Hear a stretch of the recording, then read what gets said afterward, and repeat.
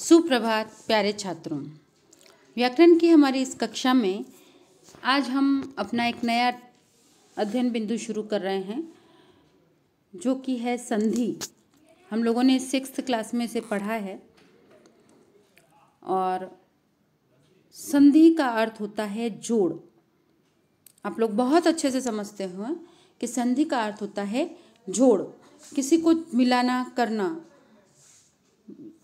जहाँ पर हम दो चीज़ों को आपस में मिला रहे हैं और जिस जगह से वो दोनों आपस में जुड़ती है उस जगह को हम कहते हैं संधि। अब हिंदी में निश्चित है कि वर्ण मिलेंगे, और जब वर्ण मिलते हैं यानी दो वर्णों का जहाँ जोड़ होता है और वह जब दो वर्ण आपस में जब निकट आते हैं और निकटता के कारण जब उसमें कोई विकार का अर्थ होता है परिवर्तन आ जाए, तो वहाँ पर वर्णों की संधि होती है। आप लोग इस चीज़ को बहुत अच्छे से समझते हैं। वर्णों के मिलने से जो परिवर्तन आ रहा है उसे हम संधि कहते हैं। अब ये वर्ण जब हम संधि करने लगते हैं तब इन वर्णों से निकलने वाली ध्वनि पर हमारा विशेष ध्यान होता है। बहुत सी जगह आप देखेंगे कि यूँ लिखा हुआ होता है दो वर्णों के मेल को हम संधि कहते हैं। लेकिन अगर मैं ये सोचती हूँ कि दो वर्णों से शब्द भी बनता है और जहाँ शब्द बन रहा है वहाँ संधि नहीं होती है। मैं अ प्लस ब इन दो को मिलाऊंगी तो अब बनेगा, या क प्लस म च प्लस ल को मिलाऊंगी तो कलम बनेगा। यहाँ शब्द मिल रहे हैं, तो यहाँ पर सिर्फ वर्ण मिल रहे हैं। लेकिन जब हम दो वर्णों को मिलाते हैं तो अंत में या मिलने वाली ध्वनि के जो हमारा उच्चारण होता है, हमारे मुंह से निकलने वाली ध्वनि होती है, उस ध्वनि के मेल को हम संधि कहते हैं। दो निकटवर्ती ध्वनियों के पारस्परिक मेल से उत्पन्न विकार। हमारी परिभाषा क्या कह रही है कि दो निकटवर्ती ध्वनियों के पारस्परिक मेल से, निश्चित बात है वर्णों को मिलाने जा रहे हैं। जब हम वर्णों को मिला रहे हैं तो जो ध्वनि निकल रही है, आप लोगों ने स्वर और व्यंजन पढ़े हैं और आपको पता है कि हर व्यंजन के पीछे स्वर होता है, क्योंकि स्वर व्यंजन हमेशा स्वर अगर स्वर रहित है तो वो आधा ही है। अगर हमें उसे पूरा करना है तो हमें उसमें स्वर जोड़ना पड़ता है। तो मैं अगर म लिख रही हूँ तो म की अंतिम ध्वनि अ है। तो जब मैं दो वर्णों को आपस में मिला रही हूँ तो दिखने में दो शब्द आपस में मिल रहे हैं, दो वर्ण आपस में मिल रहे हैं, लेकिन हम उसके अंतिम और प्रथम ध्वनि पर हमारा ध्यान एकाग्र होता है। हमारा ध्यान उसकी अंतिम और प्रथम ध्वनि पर होते हैं। यानी जो दो वर्ण आपस में मिलते हैं तो प्रथम वर्ण की अंतिम ध्वनि, ध्यान से सुनिएगा, प्रथम शब्द की अंतिम ध्वनि, वर्ण नहीं बोल रही मैं, प्रथम शब्द की अंतिम ध्वनि और द्वितीय शब्द, जो दूसरा शब्द हम प्रथम शब्द से जोड़ रहे हैं, तो द्वितीय शब्द की प्रथम ध्वनि, इन दो को हम आपस में जोड़ते हैं। तो यानी कि ध्वनि आपस में मिल रही है, दो ध्वनियाँ आपस में मिलती है। तो जब दो ध्वनियाँ आपस में मिलते हैं तो उनसे जो परिवर्तन या विकार आता है उसे हम संधि कहते हैं। जैसे मैंने मिलाया देव प्लस आलय, ठीक है, यानी देव। अब दिखने को तो हम क्या जोड़ रहे हैं, व और अ को जोड़ रहे हैं, यानी कि यहाँ पर क्या व्यंजन और स्वर जुड़ रहा है। लेकिन हकीकत ये नहीं है, यहाँ पर दो स्वर आपस में जुड़ रहे हैं। व के पीछे व पूरा है, अर्थात पीछे क्या है, लास्ट ध्वनि जो है, मैंने क्या कहा था, प्रथम शब्द की अंतिम ध्वनि। यानी यहाँ पर प्रथम शब्द है देव और देव की अंतिम ध्वनि क्या है, अ, और इसी के साथ आलय यानी द्वितीय शब्द की प्रथम ध्वनि, और प्रथम ध्वनि क्या है, आ। यानी यहाँ पर अ और आ मिलते हैं, ठीक है ना। व और आ नहीं मिल रहे हैं, अ और आ मिल रहे हैं। यानी प्रथम शब्द की अंतिम ध्वनि और द्वितीय शब्द की प्रथम ध्वनि, इन दोनों का आपस में मेल हो रहा है, और इन दोनों का मेल होने पर हमारा शब्द बनता है देवालय। यानी अ, देव प्लस आलय में से अ लुप्त हो गया, अ छुप गया और व के साथ आ मिल गया, तो यहाँ पर आ गया है। यानी परिवर्तन अ का आ में हो गया है, तो यहाँ पर ये परिवर्तन हुआ है, ये संधि कहलाते हैं। इसी के साथ अगला हमारा बिंदु होता है संधि में संधि विच्छेद। विच्छेद का अर्थ होता है अलग करना। विच्छेद का अर्थ क्या है? अलग करना। जब हमने कुछ शब्दों को मिलाकर संधि बनाई है, हमने जो नियम आधार पर, जो संधि करने के नियम है उन आधारों पर हमने संधि की है, तो पुनः उसको पूर्व अवस्था यानी पहले वाली अवस्था में हम लेकर आते हैं तो हम उसे संधि विच्छेद कहते हैं। जैसे कि मतानुसार, ये हमारा संधि वाला शब्द है, इसको हमने वापस विच्छेद किया यानी अलग अलग दोनों शब्दों को अलग अलग करके लिखा। मत प्लस अनुसार, मतानुसार। परोपकार यानी पर प्लस उपकार यानी कि परोपकार। अर्थात दो शब्दों को मिलाना संधि और संधि किए हुए शब्दों को अलग करना संधि विच्छेद कहलाता है। संधि के 3 भेद हैं, स्वर संधि, व्यंजन संधि और विसर्ग संधि। संधि के कितने भेद हैं? स्वर संधि, व्यंजन संधि और विसर्ग संधि। स्वर संधि में हमेशा स्वर से स्वर ही मिलेगा यानी स्वर प्लस स्वर ही होगा। व्यंजन संधि में हमें 3 तरीके की स्थिति आ सकती है, या तो स्वर व्यंजन से मिले, या व्यंजन स्वर से मिले, या व्यंजन से व्यंजन मिले। उसके बाद आती है विसर्ग संधि, जहाँ स्वर से पहले स्वर या व्यंजन से पहले विसर्ग हो तो वहाँ पर विसर्ग संधि होती है। इनको हम विस्तार से आगे पढ़ेंगे। पहला आता है हमारा स्वर संधि। मैंने आपसे कहा जहाँ 2 स्वर यानी प्रथम शब्द की अंतिम ध्वनि और द्वितीय शब्द की प्रथम ध्वनि दोनों ही स्वर है। जैसे अभी हमने ऊपर 2-3 उदाहरण देखे हैं, जैसे देव प्लस आलय, अ प्लस आ मिल रहा है। यहाँ पर ई से ई, गिरीन्द्र में ई से ई मिल रही है। मतानुसार में अ और आ मिल रहा है, अ और अ मिल रहे हैं। परोपकार में अ और उ मिल रहे हैं। ये सब क्या है? ये सब स्वर है। इनकी प्रथम और अंतिम ध्वनि स्वर ही है। तो जहाँ पर 2 स्वर आपस में मिले तो वहाँ पर और परिवर्तन होता है, वहाँ पर स्वर संधि होती है।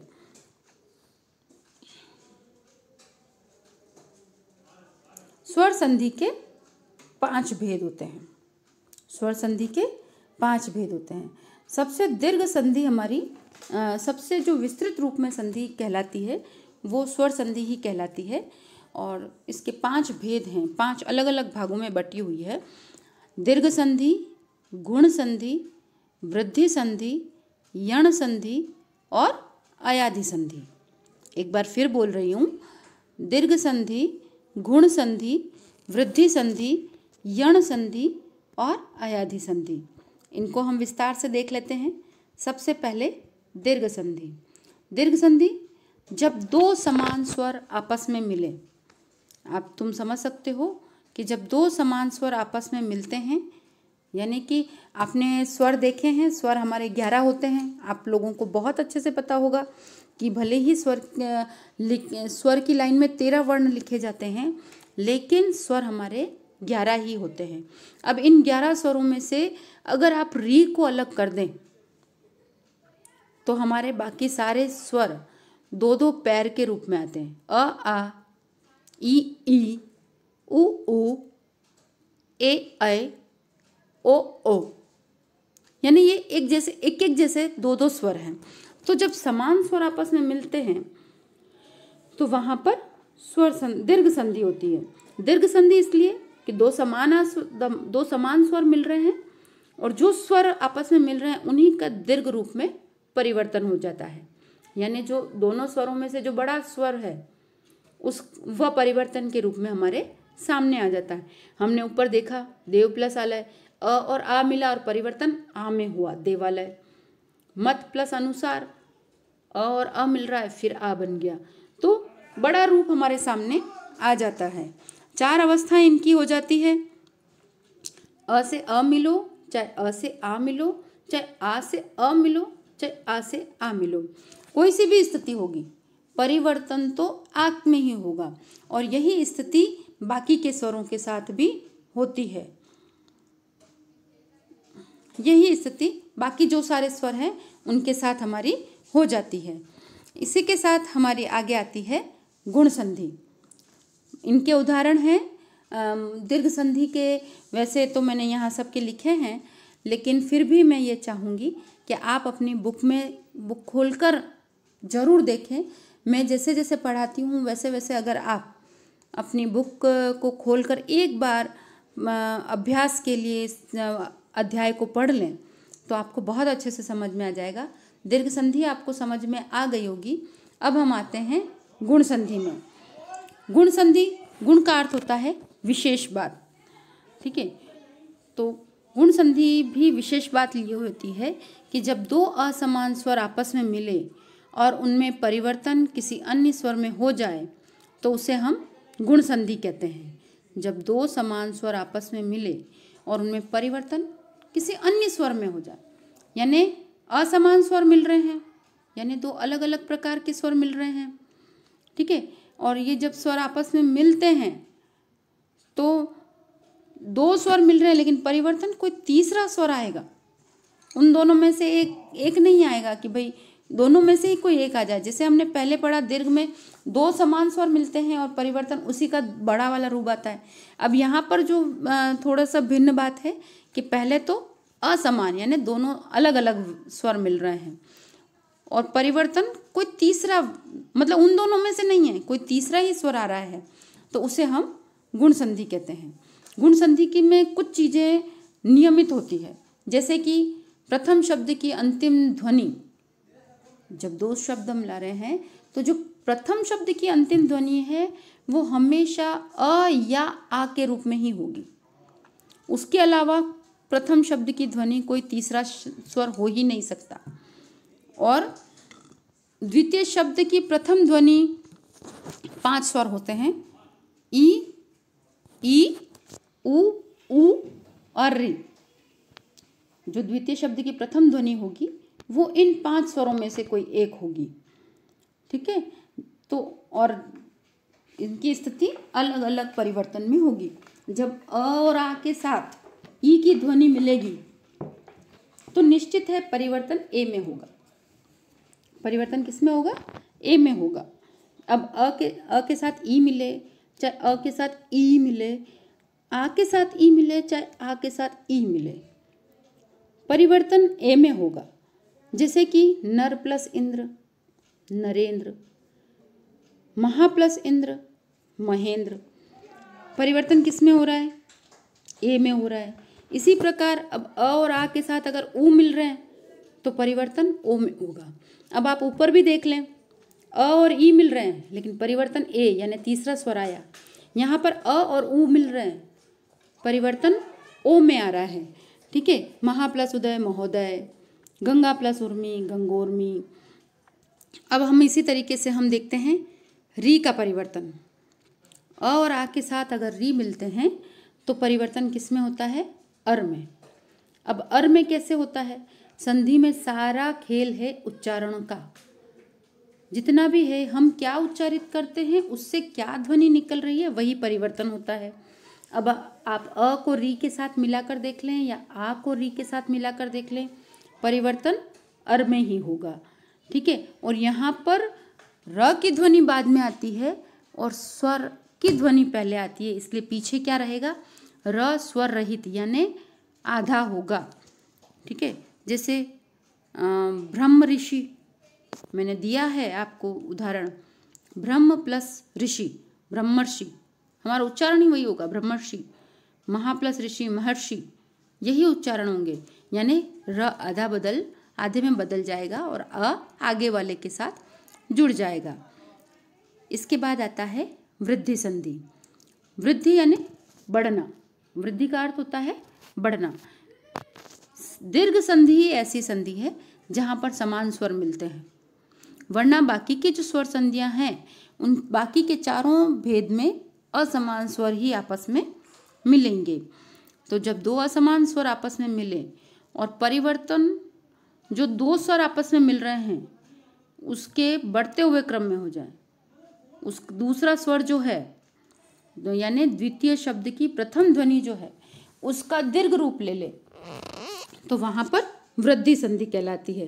वृद्धि संधि में भी गुण संधि की तरह कुछ नियम है कि प्रथम शब्द की अंतिम ध्वनि हमेशा अ या आ में ही होती है।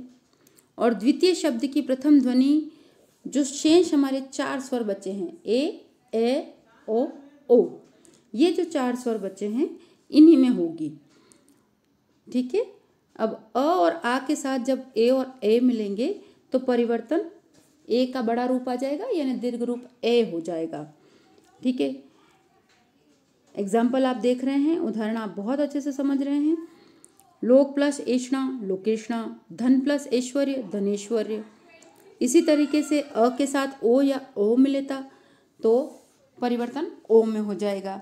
परम प्लस औषध परमोषध। ठीक है, समझ में आया। इसी आगे हम पढ़ने जा रहे हैं यण संधि। अभी तक ये तीनों संधियां हमने पढ़ी और मुझे समझ में आ गई होगी। अब इन 2 संधि को भी आप थोड़ा सा ध्यान से देखिएगा। जब 2 असमान स्वर मिले, वही बात है, असमान स्वर मिल रहे हैं और परिवर्तन व्यंजन में हो जाए, है ना आश्चर्यजनक बात। स्वर मिल रहे हैं और परिवर्तन किस में हो रहा है?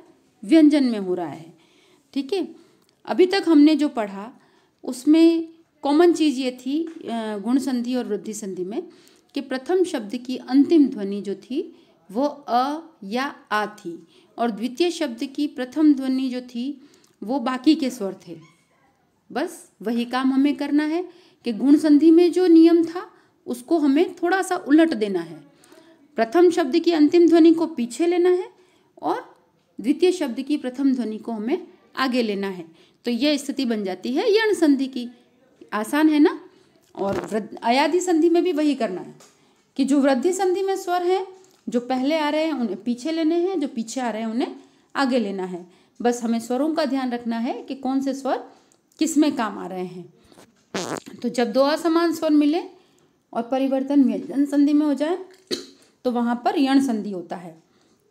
यण संधि में प्रथम शब्द की अंतिम ध्वनि सदैव ई उ व री में होती है। मैंने आपको कहा था जो पीछे आ रहे हैं वो आगे आ जाएंगे तथा शेष स्वर में से कोई भी स्वर द्वितीय शब्द की प्रथम ध्वनि होती है। यहाँ पर ये एक और अंतर है कि अभी तक जो हमारे लिमिटेड स्वर काम में आ रहे थे, यण संधि में सारे स्वर काम में आते हैं। यानी जो 5 स्वर आगे आ रहे हैं इनके साथ बाकी के स्वरों का मेल हम कर सकते हैं। अ का भी कर सकते हैं, ई के साथ हम ऊ का भी कर सकते हैं, ई के साथ हम ओ का भी कर सकते हैं, ए का भी कर सकते हैं। इस तरीके से हम पीछे सारे स्वरों को ले सकते हैं। अंतर सिर्फ ये होता है कि जो भी स्वर पीछे आता है उसकी मात्रा उस व्यंजन में जुड़ जाती है। हम अभी आगे देखेंगे। ठीक है। दूसरी चीज़ है यण संधि का परिवर्तन अंतस्थ व्यंजन में होता है। यानी कि आपने व्यंजन पढ़े हैं, व्यंजन के प्रकार पढ़े हैं, आपको पता होगा कि अंतस्थ व्यंजन किसे कहते हैं। तो जब परिवर्तन होता है यण संधि में तो वो परिवर्तन अंतस्थ व्यंजन यानी य र ल व इनमें हो जाता है। आओ हम और इन अंतस्थ व्यंजन के साथ मात्राएं लग जाती हैं। जो भी स्वर पीछे है उसकी मात्रा उन अंतस्थ व्यंजन के साथ लग जाती है। जैसे मैंने लिखा ई और ई के साथ अगर अ बना, आप उच्चारण करके देखिएगा कि ई और अ को जब हम मिला रहे हैं तो हमारा उच्चारण अपने आप य निकलता, य निकल रहा है ना। तो परिवर्तन किस में होगा? य। और य क्या है? अंतस्थ व्यंजन है। जैसे अति प्लस अल्प, ई का अ से मिलान हो रहा है और क्या बनेगा? अत्यल्प। यदि प्लस अपि, यद्यपि। ठीक है। इसी तरीके से अगर हम आ को मिलाते हैं तो मैंने आपको कहा कि व्यंजन के साथ जो स्वर जुड़ रहा है उसकी मात्रा लग जाएगी। तो हमने आ को मिलाया, या बन गया। ऊ को मिलाया, यू बन गया। बड़े ऊ को मिलाया है, यू बन गया। इसी तरीके से मैंने ये सब लिखा है आपको ताकि समझने में आसानी रह जाए। इसके और भी उदाहरण जब आप किताब खोलेंगे तो आपको बहुत सारे मिलेंगे और आप एक बार उनका अभ्यास करेंगे तो मुझे विश्वास है कि आपके लिए संधि बहुत बहुत और बहुत सरल हो जाएगी। यानी कि ई का जब अन्य स्वरों से मेल हो रहा है तो य बन रहा है। ऊ का जब अन्य स्वरों से मेल हो रहा है तो व बन रहा है। ऊ को अ से मिलाकर देखिए, व बनता है। सु प्लस अच, स्वच्छ। ऊ प्लस आ मिला यानी वाह बना। सु प्लस आगत को हमने स्वागत कर दिया। इसी तरीके से जैसे जैसे स्वर आते जा रहे हैं आप देखते जाओ कि जो व्यंजन है उसके साथ हमारी मात्राएं बदलती जा रही है। इसी तरीके से हमने री को जब अ से मिलाया तो क्या बना, र बना। अब ये र कैसे बना, आप गुण संधि की तरफ बढ़ो। फिर हमने जब गुण संधि पढ़ाई थी तो अ का री के साथ मिलना होने पर क्या बना, अर, र आधा और अ। अब हम इसी को उल्टा कर देते हैं, अ पीछे चला जाएगा, आधा र आगे आ जाएगा, तो निश्चित है र में अ जुड़ा तो र पूरा बन जाएगा, है ना। तो यही स्थिति यहाँ पर भी है, र को अ के साथ जुड़ा, र बन गया। पितृ प्लस अनुमति यानी री और अ मिला, पितृनुमति हो गया। पितृ प्लस मातृ प्लस आज्ञा, त्रि और आ मिल रहा है, मात्राज्ञा बन गया। इसी के साथ अब हम आते हैं अयाधि संधि पर। अयाधि संधि स्वर वही स्थिति है जो यण संधि में है, जो असमान स्वर मिल रहे हैं और परिवर्तन किस में हो रहा है, अंतस्थ व्यंजन में। लेकिन अंतर ये आ रहा है कि अंतस्थ व्यंजन से पहले स्वर आ रहे हैं। यण संधि में सिर्फ अंतस्थ व्यंजन आ रहे थे, यहाँ पर अंतस्थ व्यंजन के साथ उससे पहले, अंतस्थ व्यंजन से पहले स्वर आ रहे हैं, ठीक है ना। जैसे कि ए ओ होता है, प्रथम शब्द की अंतिम ध्वनि क्या होती है, ए ओ और ओ, और द्वितीय शब्द की प्रथम ध्वनि कोई भी स्वर हो सकता है, और परिवर्तन किस में आ जाता है, अ आए ओए आई औ आव, इस तरीके से परिवर्तन हो जाता है। जैसे में मिलता है, ए से अ को मिलाया हमने, अय बन गया, ए से आ को मिलाया, आय बन गया, ए से ई को मिलाया, आई बन गया, ए ओ को अ से मिलाया, औ बन गया। अब जैसे ने प्लस अन बन रहा है, जब हमने इनका संधि किया तो आप बोल कर देखो, नयन बन गया। घे प्लस अक को मिलाया, घायक बन गया। तो इस तरीके से ये परिवर्तन हो जाता है। इसी के साथ हमारी संधि स्वर संधि खत्म होती है। आप, मुझे विश्वास है कि आपको बहुत अच्छे से समझ में आ गई होगी स्वर संधि, और मैं आप लोगों से इतना उम्मीद करती हूँ कि इस वीडियो को देखने के बाद आप एक बार अपनी पहली प्रायोरिटी पर, यानी जितना जल्दी हो सके मेरे इस वीडियो को अपनी किताब देखने के बाद अपनी बुक खोलकर अपने बुक का यह अध्याय जरूर प्रयास के लिए पढ़ें, ताकि जो नियम मैंने अपने इसमें समझाए हैं, जब आप उसे प्रयास करेंगे, उसका अभ्यास करेंगे, तो संधि समझना आपके लिए बहुत आसान हो जाएगा। आगे के जो व्यंजन संधि और विसर्ग संधि है, हम अपनी अगली कक्षा में पढ़ेंगे। धन्यवाद।